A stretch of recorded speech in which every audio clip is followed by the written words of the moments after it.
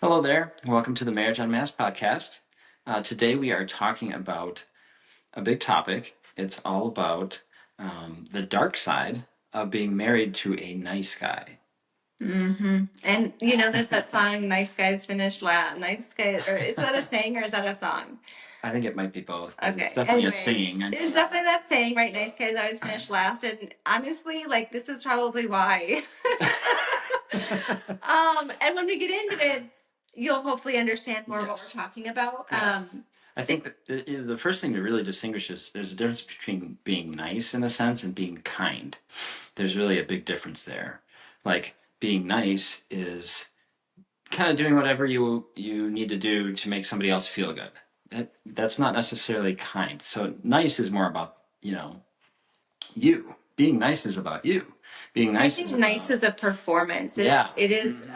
It's like a thing you're trying to portray. It's like Yes. Because it's really about you. It's about how you look. So you're trying to appear nice. You're trying to appear good or kind or whatever. By the way that you're manipulating the situation, that can be nice.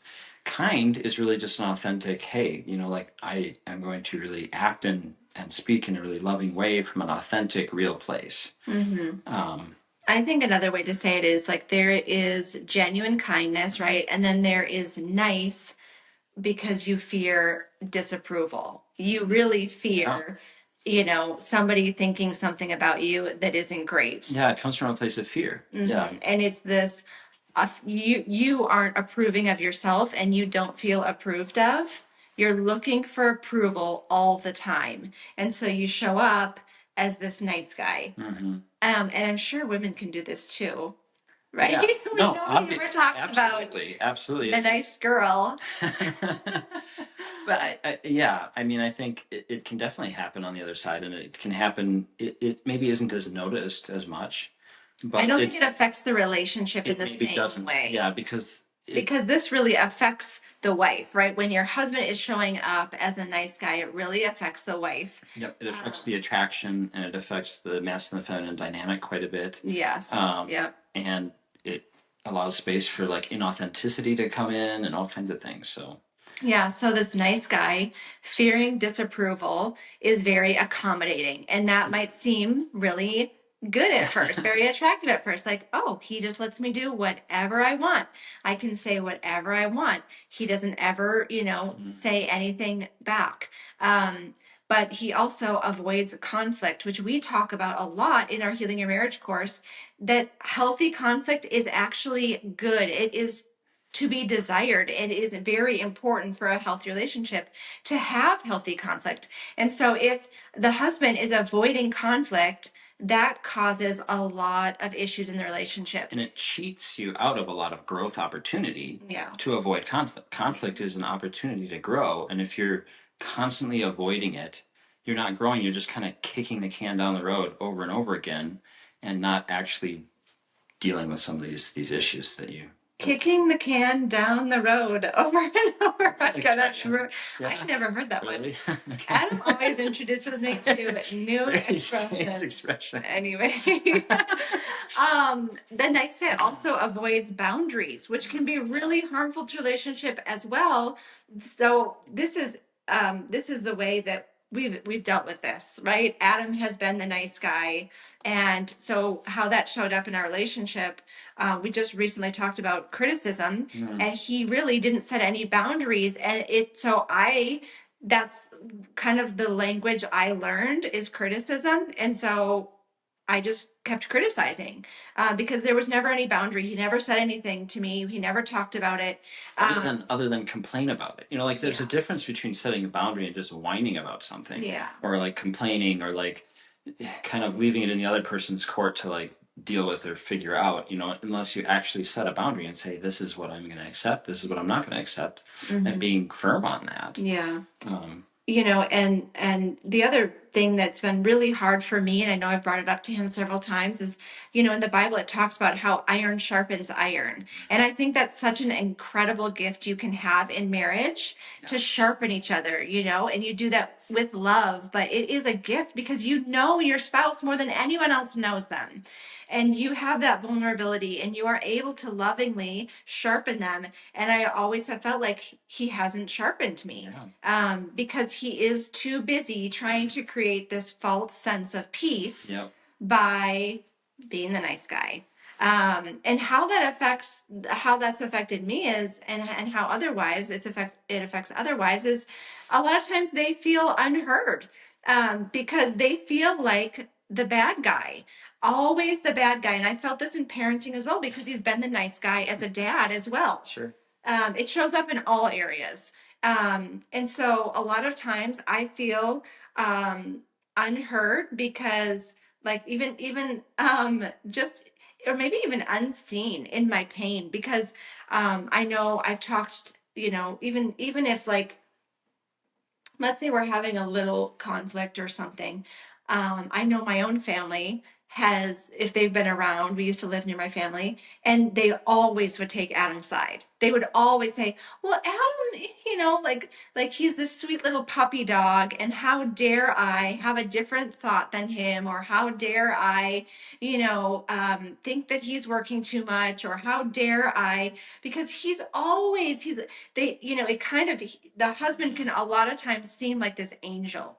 Everybody thinks he's so great, and so the wife can feel very unseen in her pain, and feel like the bad guy a lot, because I'm the one who is, bringing up the things that need to be brought up. I'm the one addressing things. I'm the one who's handling discipline and correction, and I'm trying to sharpen him. And so it can turn into this very, very imbalanced relationship, where a wife feels so exhausted trying to carry the emotional weight, which she isn't meant to carry. No, she's not meant to carry that. That is, it really is. I mean, it's a burden you both bear, but it really is meant to be the husband bearing a lot of that emotional weight, and being strong for his family, being strong for his wife. And this really undercuts that, that dynamic a lot. And I know for years you kept begging me to challenge you. It was always interesting for me, because I didn't always understand what that meant. Like, I didn't understand all this whole dynamic either for many years. I mean, I knew there was something off, and I knew, there was some unhealthy stuff going on, but I didn't fully, get that for a lot of years. And so she would be like, oh, come on, I want you to challenge me. And it was like a foreign concept to me. Like, what do you mean challenge you? How do I, like, it feels like you're challenged anyway, as it is. But she's being challenged more by my passivity, and being challenged by my lack of leadership and my which is nice not guy tendencies. That's not a good. That's not a healthy challenge. That's an unhealthy challenge, because it's affecting the dynamic in a really negative way. Yeah, it feels like it's exhausting. It's very exhausting. And then I know I dealt with this, but resentment then builds up, because I am longing for him to step into his masculinity and into that strength. And I expressed that to him a million times, right? How much I wanted him to lead and step into that role. And I just felt unheard over and over again, because he just continued to show up with this nice guy behavior. Yeah. And it really came out a lot when dealing with my family. I often felt kind of like, or I put myself in this, it's kind of a victim mindset too, of like being caught in the middle. Like, oh, because in my mind as this nice guy, I felt this need to try to please everybody and try to almost become like an amoeba and whatever anybody else wanted. And a lot of times Cara she would get the short end of the stick on what she actually wanted or needed. So there was a time when my parents came out with a lot of negativity towards our family, and just especially towards Cara, and just started listing off a whole slew of things that they had been kind of harboring for many years and not expressing.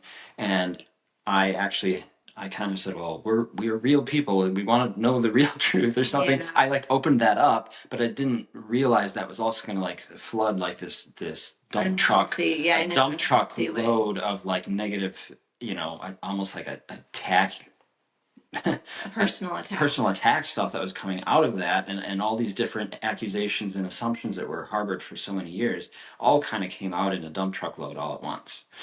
And I remember not handling that very well at all. I remember actually at one point he just handed me the phone. Like this was not in person, this was over the phone.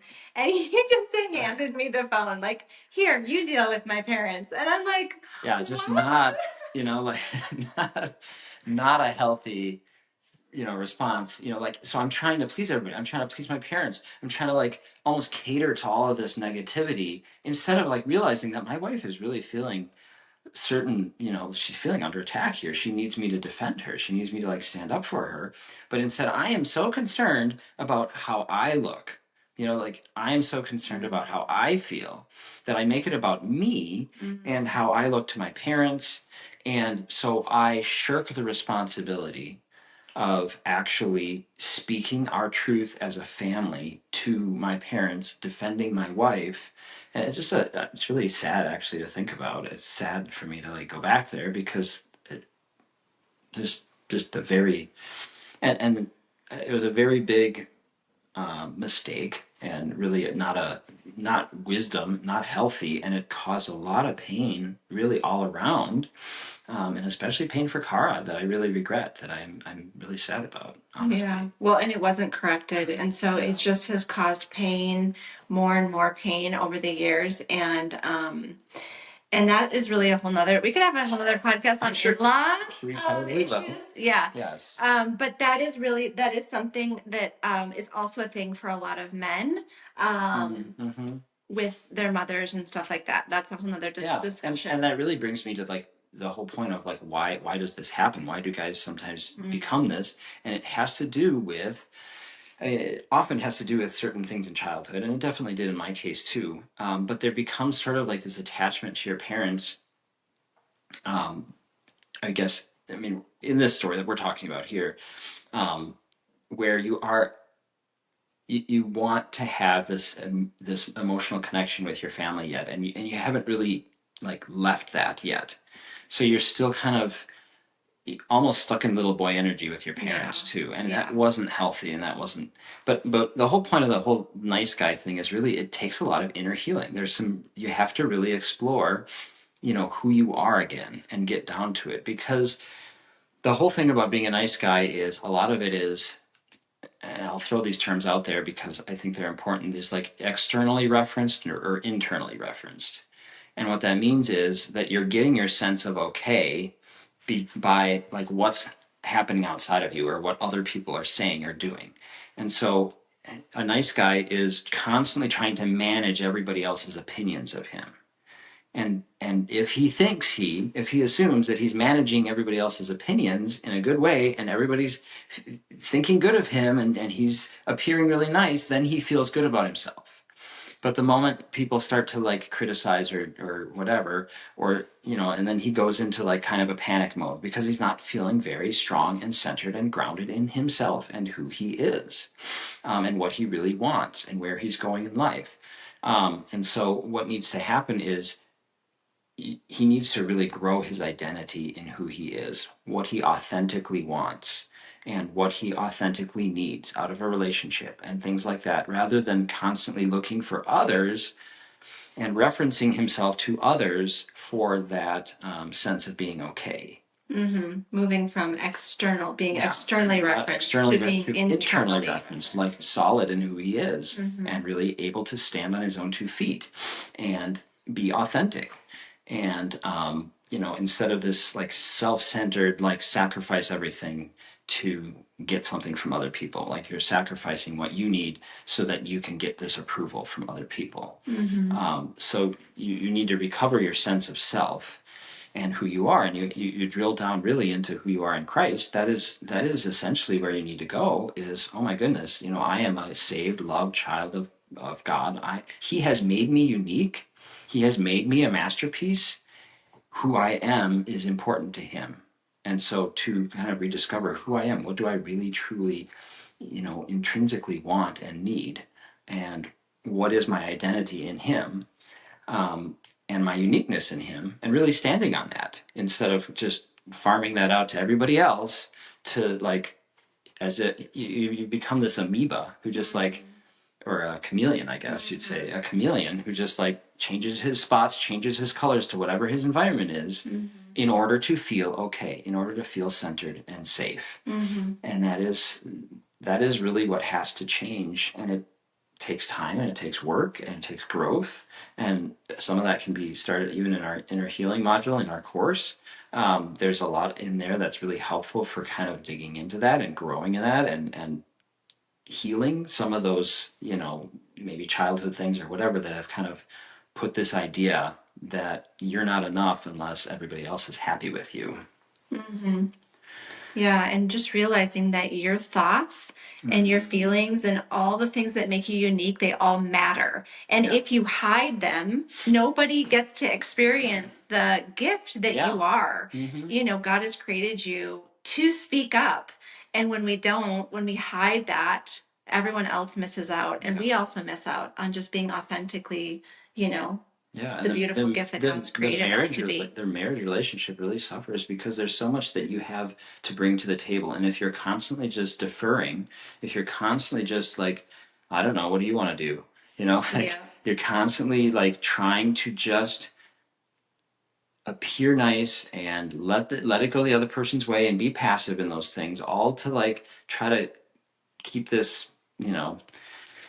this idea that you're okay if everybody else is okay, then the more you do that, the less the relationship gets a lot of spice from like being authentic and being Yeah. real and being true. Well, and it's also a quick way to lose respect. It's And true. not just Yeah. lose respect from your wife, but lose respect from anyone Yeah. because it's hard for someone to respect somebody who doesn't respect themselves. That's so true. And if Yeah. you're not respecting yourself as a valuable human being worthy of sharing who they are with the world, it's very hard for your wife to respect you. And this has been a big challenge for us. Yeah. Because I, as a woman, am feeling overburdened. I'm feeling like I'm the bad guy all the time. I'm feeling like I have to make all the decisions because he's just like, well, I don't care, whatever, what I don't, always deferring to me for all the things, deferring to me for vision, deferring to me for leadership, deferring all these things to me, and it is very hard to respect him as my husband when he shows up that way. Yeah, absolutely. And so it is painful. This is a very painful thing for wives to go through. And again, it's kind of a knife in the, it's like I don't know what it is. Like it just feels like an extra twist from the knife than when everyone thinks your husband is this angel, right? So Yeah. you're going through pain Yeah. and your husband is like, everyone's like, what? He's so nice. Yeah. What do you mean? No, he's so nice. He's great. He's the nicest guy in the world, right? And you're like, you have no idea what it's like in my Yeah, marriage. because everybody's on the outside looking in. They're not actually in the Yeah. situation. It's not like they're They don't married. have They're to not carry the married to burden. this person.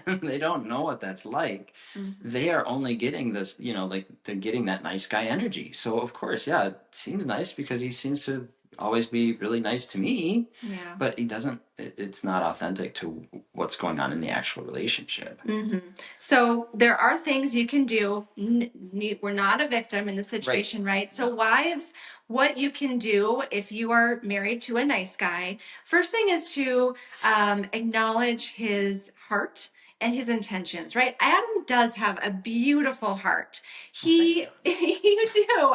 He is a great guy. He really is. And I know his intention is to love me well. It just doesn't always come across that way. And it can actually be very painful. So for me to acknowledge, he is a gift, right? I love the man that God made him to be. And then to, instead of go to criticism when he is, acting in this passive way or, how he has been showing up, I can encourage and inspire. And I have to be at a really healthy place to do that because if I am full of pain, if I am full of bitterness and resentment, then I am not going to be feeling like I want to encourage or inspire him. I'm just going into criticism.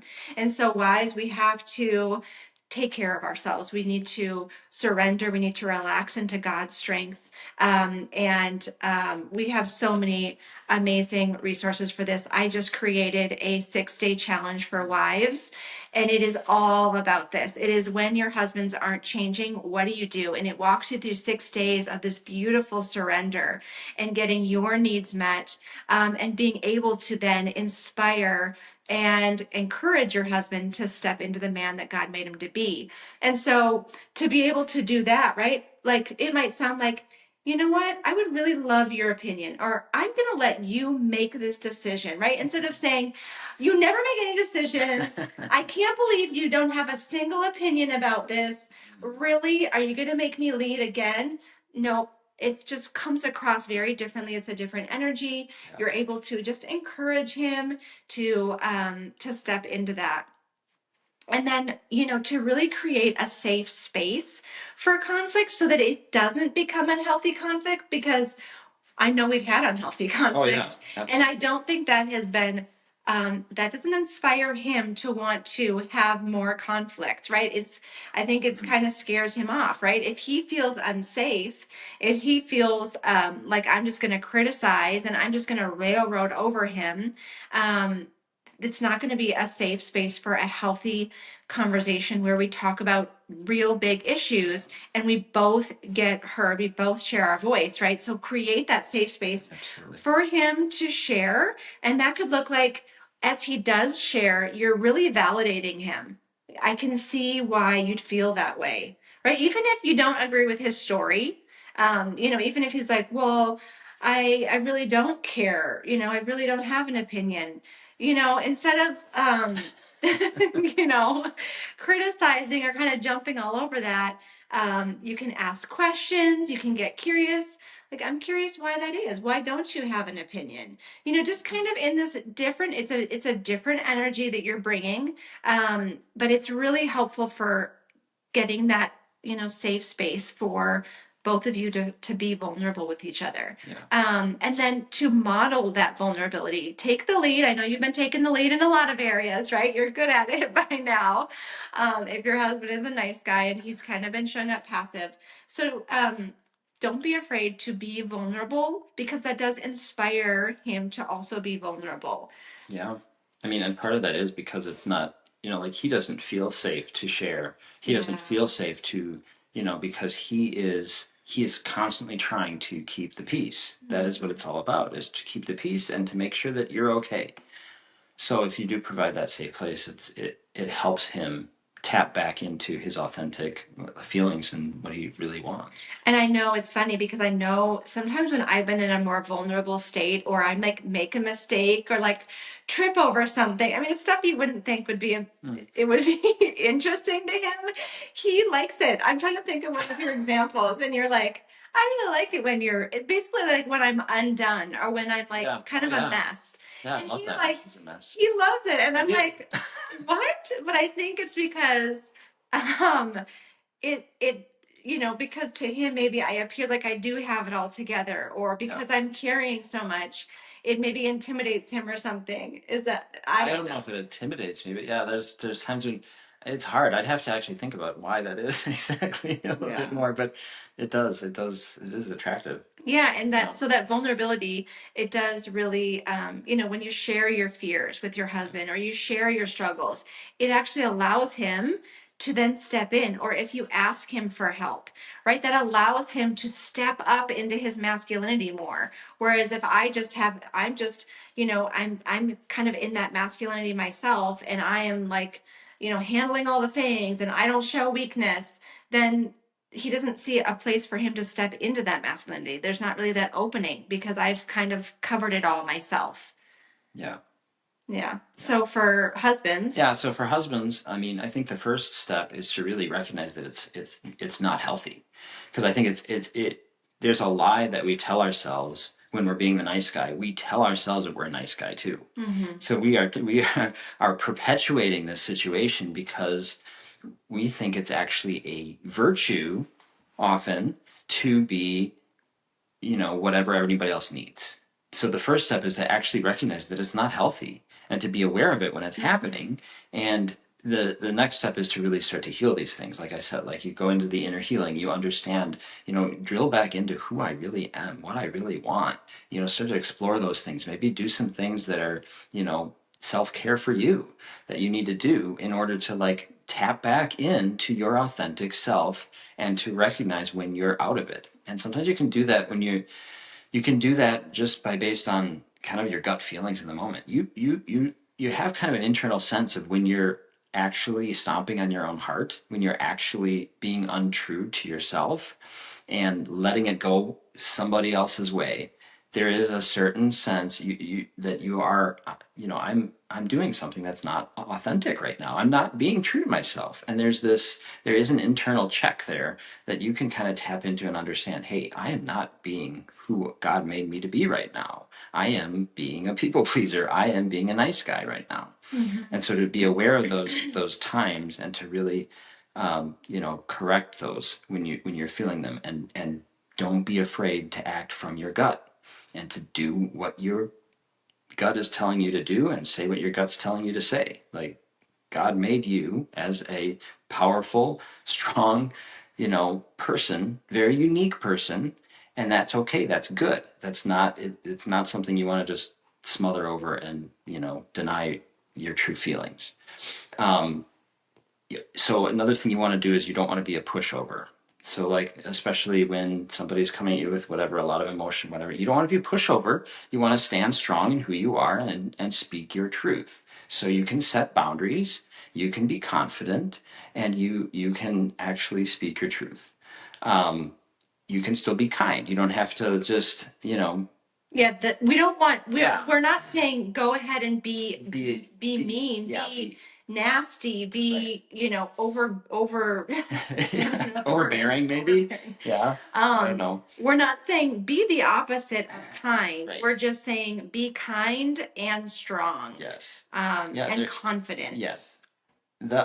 Kindness doesn't equal weakness, right? Right. Yeah. Because it's coming from a full place, not an empty place. A lot of the nice guy stuff is coming from lack. It's coming from an empty place. It's coming from a self-needy place. Mm-hmm. Whereas kindness, you recognize the source of kindness is coming from a full place. It's coming from a heart that's full of love and choosing. It's a choosing to do something to love someone else out of the fullness of the love that you have for them, instead of just like out of fear trying to do stuff in order to manipulate the situation and manipulate them so that they like you. I mean, that is a whole different ballgame than to do it out of a full place, out of a loving place. And then as a guy, it's really important to speak the truth in love, which we're just kind of talking about. That Bible passage. We're going to go back to that 100 million times because it's such a good passage. Yeah, there's just so much packed into that. The Holy Spirit packed into that passage for us is speak the truth in love.